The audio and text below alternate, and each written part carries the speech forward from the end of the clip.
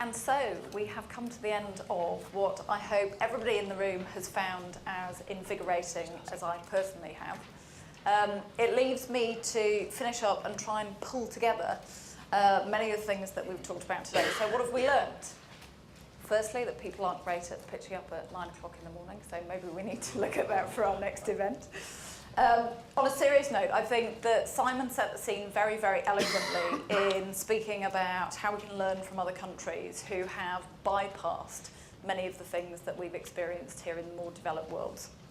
The next 1 billion mobile users will definitely help shape some of the healthcare issues that he talked about with things like Nokia Live Tools, the healthcare tracking real time, so absolutely critical in much of the philanthropic work that Nokia is doing, but also in discovering real time exactly how people are behaving and indeed engaging with brands. Deference to reference and the shift that we're seeing that he spoke about briefly about handset manufacturers and indeed mobile operators now moving into micro banking and more of the financial services sector, so real diversification. Rito, Android, a very quick whistle-stop tour through many of the exciting apps that are being developed currently by the 15,000 developers that we currently have, and that's growing on a daily basis. Really, really exciting that we'll have around 20 devices launched by the end of 2009, many, many more to come next year and in the future. And looking at the evolution of listings, in very simple terms, so the demo that he gave to much of the GPS and compass-based activity that I think will, in the not too distant future, probably become absolute second nature in terms of how we navigate our way around London and any other city.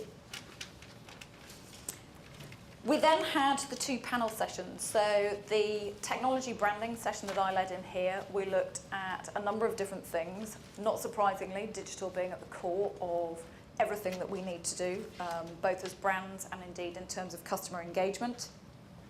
Taking that leap of faith to get customers on board in terms of becoming an extension of your sales force. And I also shared some of the top-line research findings from the recent consumer electronics research that we did that showed absolutely how critical OEM websites are in determining brand preference.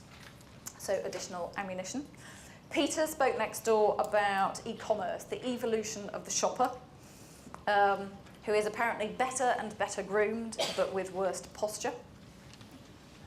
All will be explained for those who didn't see that, as we will send you links to everything after the event.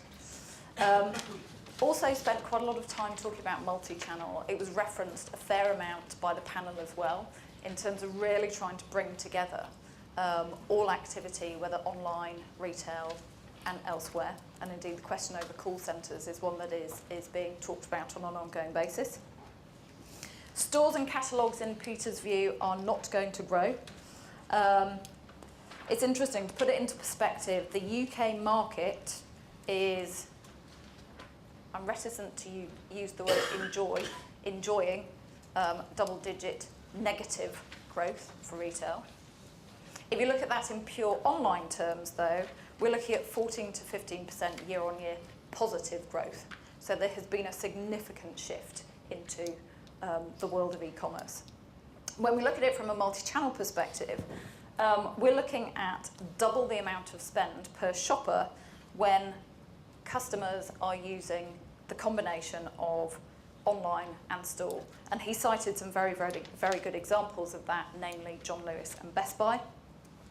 And then how on earth do we track any of this stuff? So Peter walked through the data aspect of it and looking at us drowning in data to actually having to be very, very data-driven in our future decision-making and learning.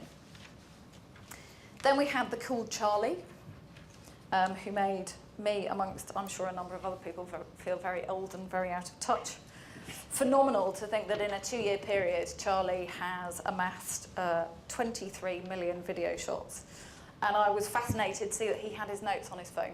So you want to know what's happening in the future, look at people like that, because they're already proving real time exactly what we have to look forward to. I love the piece about how scary it was when, in essence, his computer started talking back. So the idea of real-time engagement with people who, of course, have an opinion. And exactly the same is true of any of the brands of this room. One of the comments that Charlie made that I think will stick in my head is, I've grown up with digital, so for me, it's just, the whole thing is just real life. And I think the more that we can incorporate that into any of our thinking, the better placed we will all be. And engaging users, so of course the Marshmallow Challenge amongst others. Then we had the panel. I probably won't do this justice, but I think, you know, if we pull out the key themes, it was absolutely around educating customers, moving from educating customers to incorporating them in everything you do, to shape product, to shape marketing messaging, and actually engaging with them on those that represent negative views of your company, and then hopefully turning them into very positive ambassadors. NPS is clearly a very, very good gauge of that, as we heard from the panel. We also heard about the symbiotic relationship between retail and online.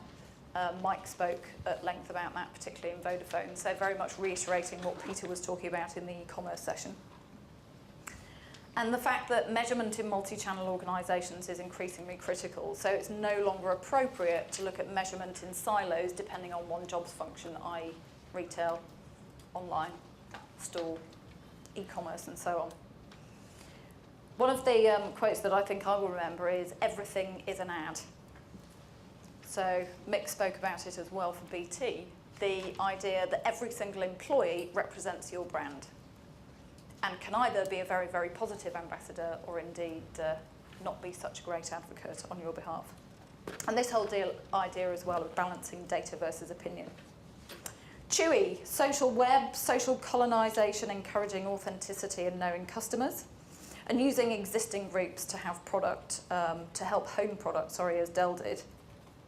We looked at the personalisation of the iGoogle page, using relevant gadgets, and interestingly, the area that we're moving into more, which is incorporating that personal ability to download gadgets and therefore have things like price comparison at your fingertips within your own environment. Great means of gauging customer views, as we've seen. Sharing is very easy, it's only a click away. And then Alan finished up with a very quick whiz around some of our products, what we're working on at the moment, which I hope you found interesting. I'm sure there are many, many more questions for Alan and Chewy in particular, so do feel free to collar them and any of the rest of us over lunch, which is out that way shortly. It basically leaves me to think, okay, what am I going to take away from this in terms of key themes? Integration, authenticity, including customers to become advocates, and the fact that digital is core. So I'm sure you have your own interpretations as to what your own perceptions of that is. The challenge to us now, of course, is to go away and put it into practice. Never the easy bit, to go and incorporate it into our daily life. Big thank you to all the speakers and panellists. And a final thank you to everybody here for attending today. I hope you've enjoyed it. One last plea, I could ask you to fill out the feedback forms. It's really, really important for us to help home events like this. As you saw today, for the first time, we introduced the Day in the Life of series. Let us know whether you enjoyed it or not and would like to see more of less of it in the future. So thank you very, very much for attending, and we look forward to seeing you soon. Thank you.